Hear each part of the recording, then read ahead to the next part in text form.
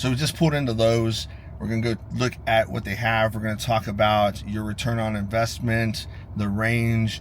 We're going to talk about appliances of different colors, what they mean. We're going to talk about the countertops and cabinets, the different letters and numbers, what they mean. We're going to cover everything right down to the kitchen sink. So let's get inside.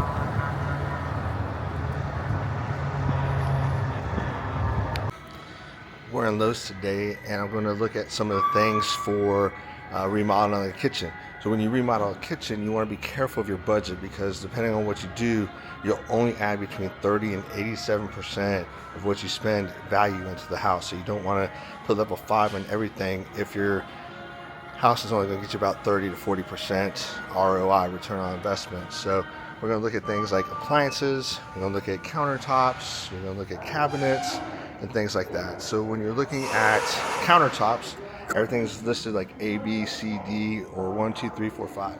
So the higher the letter or the higher the number, the higher the quality. So level 1 is the entry level, level 5 is like the top. Same with A and E.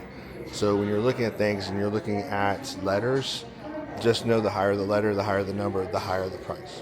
Now, if you're going to be living in your house for a while and you want to just live and spend whatever because you like it, then maybe you do upgraded cabinets like these. But if you're doing a flip or you're in a community that's not, their entry-level homes, you probably don't want to do that. You want to stick with the basic stuff.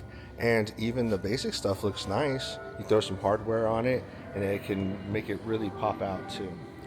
Now, as far as appliances nowadays, they can go way out. You can set them up with Wi-Fi. They'll cook for you. They'll clean for you. Maybe they'll even put a napkin around your neck for you while you eat. But you can go nuts with appliances. Again, you want to look at what the true purpose is. If you're only going to live in that house for like 2 years, are you okay using some mid-grade stuff? Do you really have to spend $10,000 on a gas cooktop that does all kinds of cool stuff and has a lot of accessory lighting and stuff like that? Maybe not.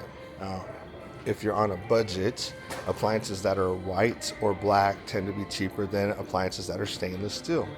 So if you're looking at saving some money on appliances, maybe you go with black. But I wouldn't mix black, white, and stainless steel. I keep it all the same color.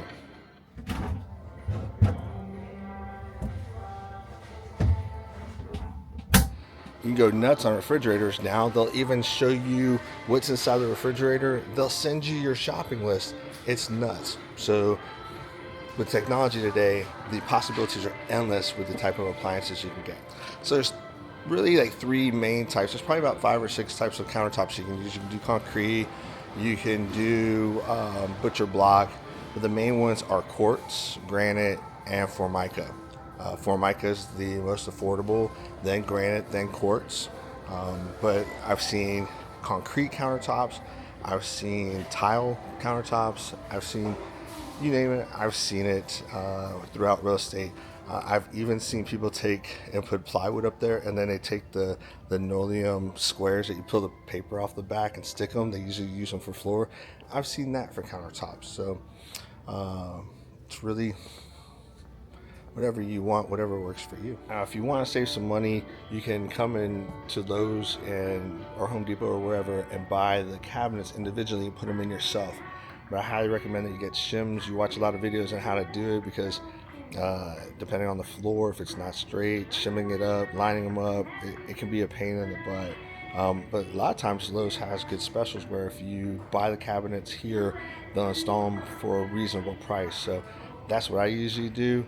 It's a lot easier to say, hey, would you like some water versus you trying to do it yourself. Another thing when you're doing kitchen remodel, backsplashes. If you don't do a backsplash, it's a lot cheaper than doing a backsplash. You can find tiles like these that are $1.59 each. You can find tiles like these that are $2 each. So you can use bigger pieces. You can use smaller pieces. You can use subway tile. You can get subway tile. Some of them you can get for 79 cents a tile. Just depends on what you're looking for. Like this right here, this big one right here, 89 cents. So whatever you do, you can control your budget. You can get mosaic pieces, you can get individual pieces. It's really just what depends on you. So this is what I mean by like mosaic pieces. When you get to those smaller ones, it gets harder to cut them and keep everything intact. So I'd be leery about that. So make sure you do your math on your measurements. YouTube's a great resource for learning how to do certain things. Lowe's even offers free classes. So I learned how to tile in a Lowe's class. It was like an hour-long class. They show you the basics, and I just went out there and I took what I learned and just expanded on it. So there's all kinds of ways that you can learn how to do things and save yourself some money. But just remember, if you're saving yourself some money, sometimes it may cost more money to fix your problems. So another place that you can lose a lot of money quickly in the kitchen is the faucets. You can get all kinds of cool stuff that are motion activated. You can keep it basic, but like right behind me, you're looking at faucets that are $300.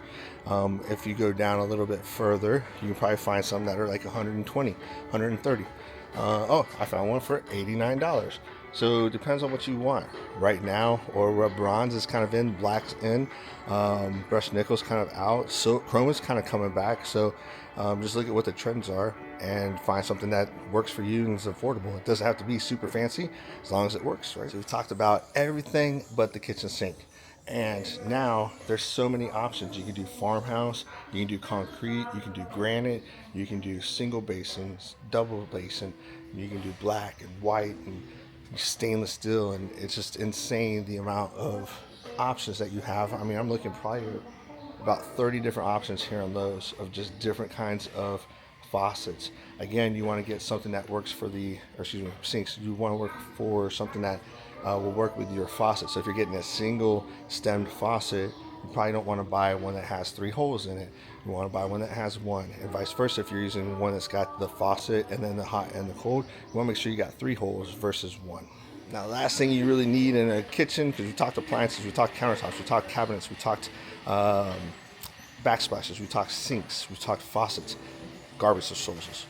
Make sure you get a good garbage disposal. They come in different size horsepower. I usually like to get something that's quiet because I don't want to hear growling when I'm turning something on, because it just sounds painful. So make sure you get a good garbage disposal. Don't go cheap on it because it could cost you more money in the long run, especially if you use it quite a bit. So hopefully you found our day at Lowe's and talking about kitchen remodels helpful. If you have any questions, let me know.